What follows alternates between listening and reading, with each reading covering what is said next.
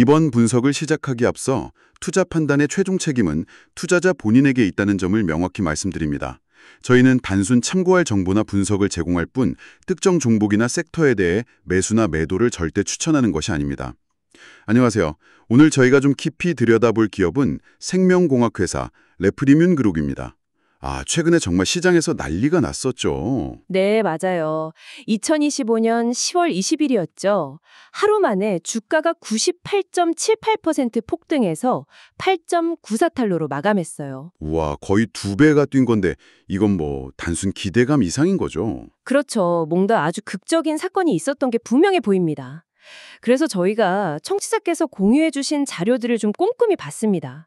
도대체 어떤 배경이 있었길래 이런 일이 벌어졌는지, 또 레플리민이 가진 핵심 기술, 그 치료제 후보 물질은 뭐고, 월가 전문가들은 이걸 어떻게 보고 있는지 오늘 아주 자세히 파헤쳐보려고 합니다. 단순히 주가만 볼 게 아니고요. 그 이면에 있는 규제 상황의 변화, 또 그 과학적인 원리, 시장 환경, 분석가들의 시각까지 다각도로 한번 조명해 보겠습니다.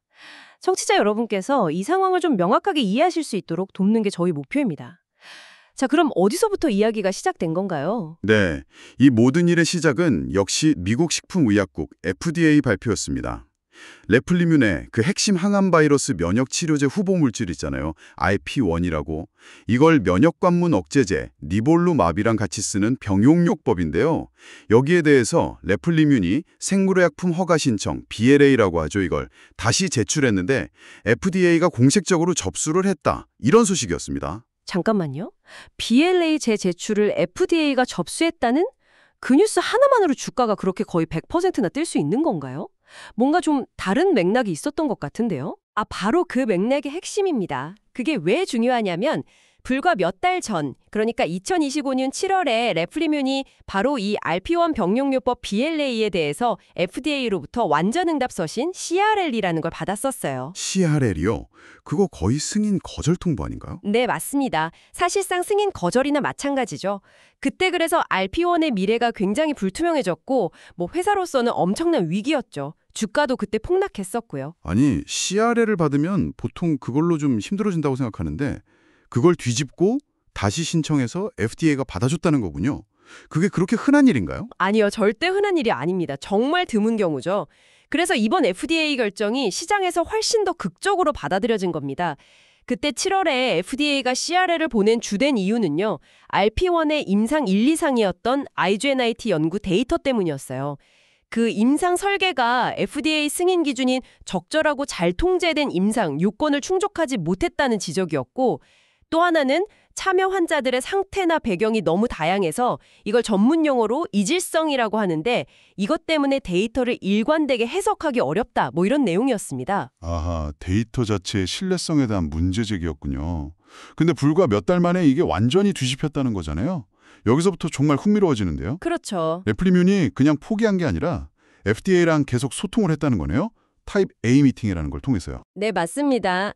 FDA가 지적한 문제점들을 해소하기 위해서 필요한 데이터들을 보강해서 다시 제출했는데 중요한 건 FDA가 이걸 그냥 서류로 받은 게 아니라 완전한 응답, 컴플릿 리스폰스로 간주하고 굉장히 신속하게 접수를 결정했다는 점입니다. 이건 정말 이례적인 상황이에요. 완전한 응답으로 인정했다. 네. 그리고 더 나아가서 처방의약품 신청자 수수료법, PDUFA라고 하죠. 이 법에 따라서 2026년 4월 10일까지 최종 승인 여부를 결정하겠다. 이렇게 목표 날짜까지 딱 못을 박았습니다. PDUFA 날짜까지 나왔다는 건 이건 그냥 단순 접수가 아니네요. 그렇죠. 단순 행정 절차가 아니라 FDA가 레플리뮨이 낸 자료를 이제 본격적으로 심사할 가치가 있다. 즉 심사 가능이라고 공식적으로 인정한 거나 마찬가지입니다. CRL에서 제기됐던 그 우려들을 해소할 만한 충분한 근거를 레플리뮨이 제시했다고 FDA가 판단했다는 의미로 해석될 수 있는 거죠. 와, 그러니까 거의 끝났다고 생각했을 수도 있는 RP1의 상업화 길이 다시 활짝 열린 셈이네요. 이러니까 시장이 그렇게 열광적으로 반응할 수밖에 없었군요. 이해가 됩니다. 정확합니다. 그 엄청났던 불확실성이 상당히 거치면서 주가가 그야말로 폭발적으로 반응한 거죠. 7월의 절망이 불과 석 달 만에 10월의 희망으로 바뀐 극적인 순간이었습니다. FDA 발표 이후에 월가의 반응도 정말 기민했다고 들었습니다. 주요 투자은행들이 앞다퉈서 레플리민 평가를 바꿨다고요. 네, 월가의 움직임도 아주 발빠르고 주목할 만했습니다. 웻부시, 파이퍼 샌들러, 리어링 파트너스, JP 모건 같은 이런 주요 기관들이 거의 동시에 투자 의견하고 목표 주가를 확 올렸습니다. 대체로 이전에는 중립이나 심지어 비중 축소 의견도 있었는데 이게 매수나 비중 확대로 바뀌고 목표 주가도 2배, 3배, 심지어 4배 이상 낀 것도 있었으니까요. 구체적으로 어느 정도까지 올랐나요? 그리고 그 분석가들이 올린 이유가 단순히 그냥 FDA가 접수했으니까는 아닐 것 같은데 뭐라고 분석했는지 좀 궁금합니다. 물론이죠. 각 기관마다 나름의 분석 근거가 있습니다.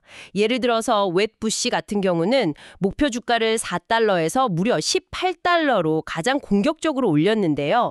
이쪽은 FDA가 그 타입 A 미팅 후에 이렇게 빨리 BLA 재신청을 수용한 것 자체가 거의 승인에 대한 청신호 아니냐 이렇게 본 것 같아요. 레플리뮨이 제출한 추가 데이터가 FDA의 그 우려를 충분히 해소시켰을 가능성이 높다 이렇게 판단한 거죠. 18달러면 정말 파격적이네요. 다른 곳들은요? 네, 파이퍼 샌들러는 목표가를 13달러로 올리면서 이걸 아주 즐거운 놀라움, very pleasant surprise라고 표현했어요. 단기 승인 가능성이 확 높아졌다 이렇게 봤고요. 리어링 파트너스도 비슷하게 13달러를 제시하면서 RP1 승인에 대한 신뢰도가 다시 회복됐다 이렇게 분석했습니다. 그러니까 공통적으로는 이전에 레플리뮨 주가를 짓누르던 가장 큰 위험 요인, 바로 규제 리스크가 극적으로 해소됐다는 점을 가장 크게 본 겁니다. 듣고 보니 재밌는 게 가장 보수적이었던 JP 모건의 변화도 눈에 띄네요. 비중 축소해서 중립으로 올리고 목표가 11달러를 제시했다는데 이건 어떤 의미로 봐야 할까요? 그게 또 의미가 있습니다. JP모건의 태도 변화는 특히 상징적이라고 볼 수 있어요. 가장 부정적인 시각을 가지고 있다가 중립으로 돌아섰다는 것은 이제 레플리뮨이라는 기업 자체에 대한 어떤 근본적인 투자 리스크가 개선되었다고 판단했다는 뜻이거든요. 뭐랄까, 극단적인 비관론을 펼칠 이유가 사라졌다? 이렇게 본 거죠. 그렇군요. 결국 종합해보면 분석가들이 RP1의 최종 성공 가능성, 그러니까 probability of success, 줄여서 POS라고 하죠. 이게 이전과는 비교할 수 없을 정도로 극적으로 높아졌다고 판단했고 이걸 기업 가치 평가 모델에 반영하면서 목표 주가가 그렇게 크게 뛰어오른 거군요. 네, 맞습니다. 거기에 더해서 RP1이 목표로 하는 시장 상황도 중요하게 고려해야 합니다. RP1이 타겟하는 환자들이 기존 표준 치료인 PD-1, 면역항암제 치료에 실패한 진행성 흑색종 환자들이거든요. 근데 이 환자들은 사실 마땅한 다음 치료 옵션이 별로 없어요. 이런 걸 우리가 미충족 의료 수요, unmet medical needs가 높다고 하는데 바로 이 시장이기 때문에 RP1이 만약 성공적으로 상업화된다면 상당한 시장 점유율을 확보할 수 있을 거라는 기대감이 크게 작용한 겁니다. 알겠습니다. 자, 그럼 이제 이 RP1이라는 약물 자체로 좀 더 시선을 돌려보죠. 도대체 어떤 원리로 암이랑 싸우는 약이길래 이렇게 큰 기대를 받고 있는 건가요? 레플리뮨의 핵심 기술인 RPX 플랫폼에 기반한다고 하던데요. 네. RP1은 기본적으로 유전자를 조작한 일형 헤르페스 바이러스입니다. 헤르페스 바이러스요? 보통 입술에 물집 생기게 하는 그거 아닌가요? 맞습니다. 바로 그 바이러스인데 암 치료용으로 안전하게 변형시킨 거죠. 이 바이러스의 특징은 정상세포는 거의 건드리지 않고 암세포 안에서만 선택적으로 복제하도록 설계됐다는 겁니다. 바이러스가 암세포 안에서 막 증식하면서 결국 암세포를 터트려서 죽이는 거죠. 이걸 종양용해 온콜리시스 효과라고 부릅니다. 이게 일단 첫 번째 작용 방식이에요. 바이러스로 암세포를 직접 파괴한다. 흥미롭네요. 근데 그게 전부인가요? 혹시 다른 효과도 있나요? 그게 다가 아닙니다. 사실 더 중요한 포인트가 있는데요. RLP1이 암세포를 파괴하는 그 과정에서 동시에 우리 몸의 면역 체계를 아주 강력하게 활성화시킨다는 점입니다. 암세포가 터지면서 그 안에 있던 암 항원들이 밖으로 노출되잖아요. 동시에 RLP1 바이러스 안에 미리 심어놓은 두 가지 유전자가 발현됩니다. 하나는 GM-CSF라는 거고 다른 하나는 GALV, GP, R-라는 건데요. 그 유전자들이 어떤 역할을 하는 거죠? GM-CSF는 우리 몸의 면역세포들, 예를 들면 수지상세포 같은 것들을 종양 부위로 막 불러 모으고 활성화시키는 역할을 합니다. 일종의 면역 군대를 소집하는 신호탄 같은 거죠. 그리고 GALV, GPR-라는 유전자는 면역세포들이 암세포를 더 잘 인식하고 효과적으로 공격할 수 있도록 돕는 역할을 하고요. 아하, 그러니까 정리를 해보면 암세포를 직접 터뜨려 죽이는 동시에 그 과정에서 나오는 물질들과 바이러스에 심어둔 유전자들이 우리 몸의 면역 시스템을 깨워서 저기 암세포가 있다 하고 알려주고 또 면역세포들이 더 잘 싸우도록 무장까지 시켜주는 그런 이중작용을 한다는 거군요. 네, 정확합니다. 암세포를 직접 공격하는 국소적 효과와 우리 몸 전체의 면역 시스템이 암과 싸우도록 유도하는 전신적 면역 효과를 동시에 노리는 거죠. 이게 바로 레플리뮨 RPX 플랫폼의 핵심적인 이중작용, 듀얼 액션 메커니즘입니다. 아, 그래서 PD-1 억제제인 니볼루맙이랑 같이 쓰는 이유가 거기에 있겠군요.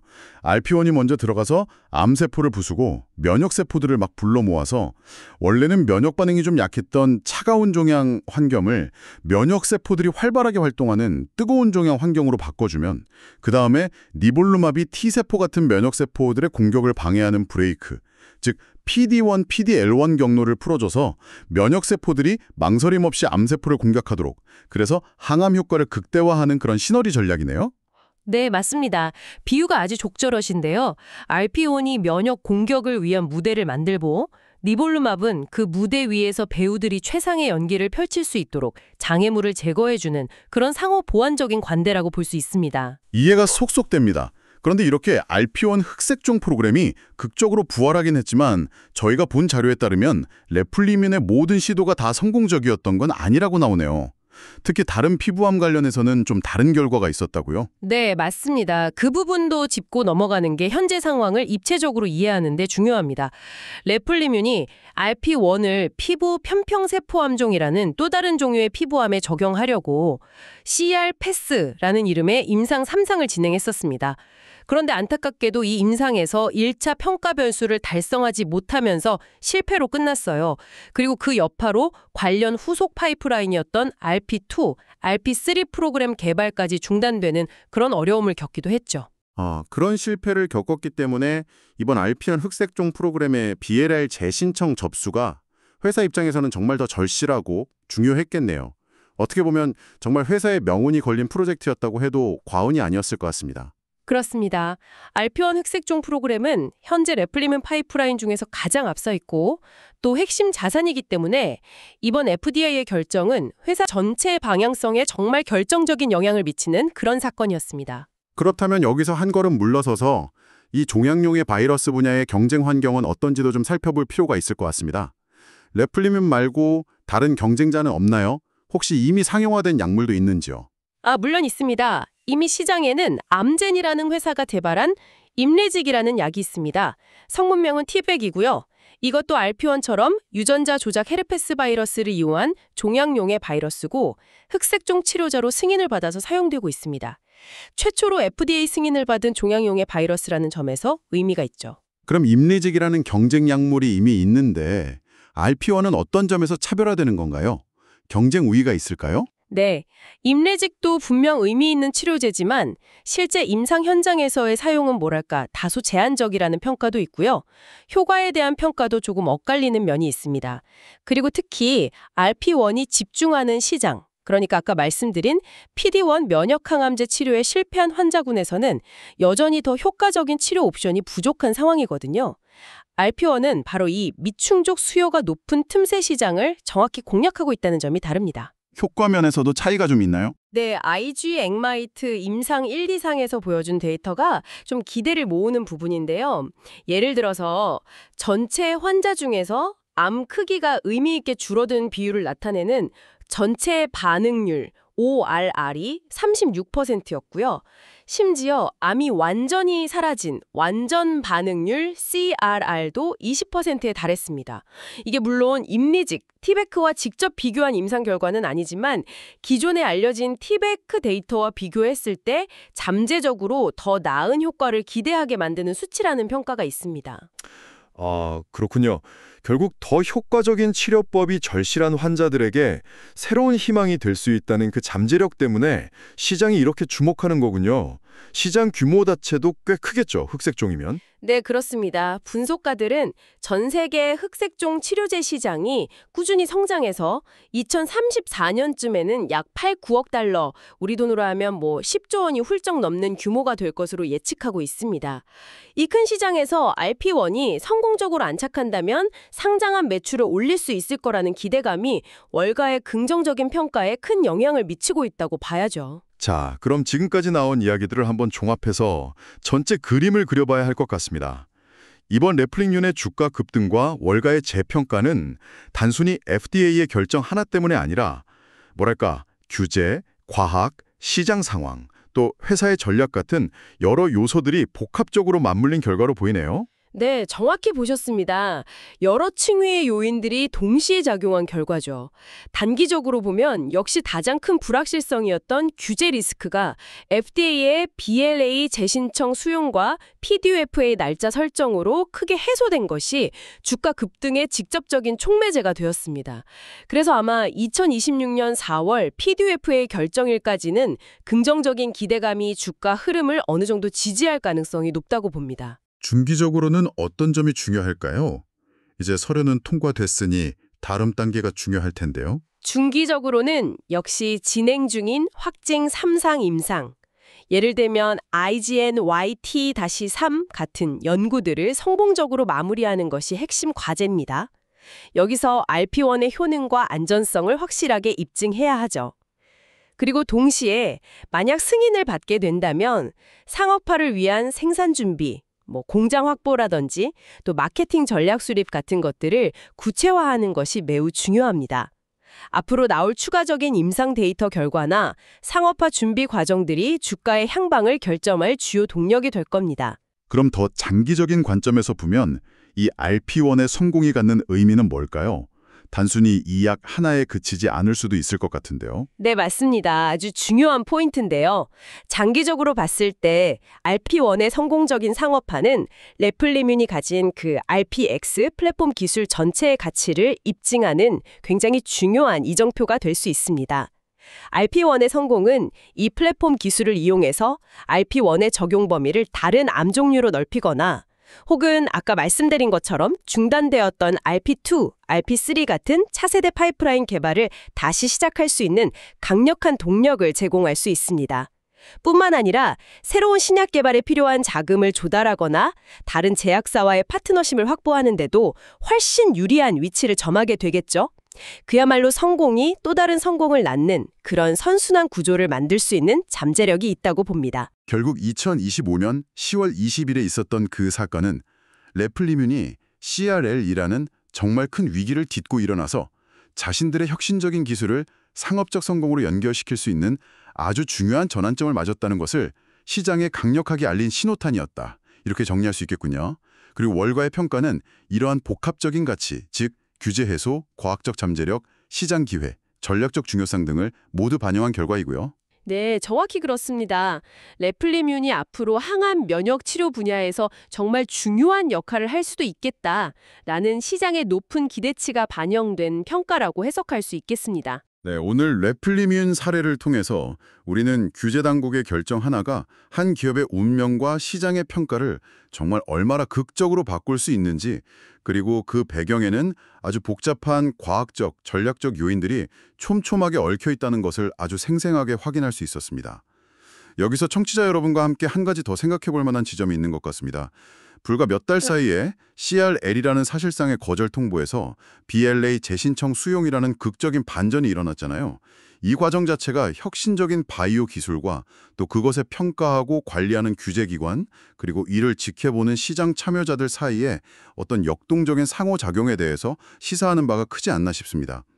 특히 때로는 초기 데이터가 좀 불확실하더라도 기업이 적극적으로 소통하고 데이터를 보강했을 때 규제기관이 그 혁신 기술의 잠재력을 다시 한번 평가하고 기회를 줄 수도 있다는 점, 이것은 앞으로 청취자 여러분께서 비슷한 사례들에 접하실 때 좀 더 깊이 생각해 볼 만한 흥미로운 관전 포인트가 되지 않을까 생각합니다. 다시 한번 말씀드리지만 투자 판단의 최종 책임은 투자자 본인에게 있다는 점을 명확히 말씀드립니다. 저희는 단순 참고할 정보나 분석을 제공할 뿐 특정 종목이나 섹터에 대해 매수나 매도를 절대 추천하는 것이 아닙니다. 항상 여러분의 성공 투자를 기원합니다. 내용이 좋으셨다면 구독, 좋아요 부탁합니다.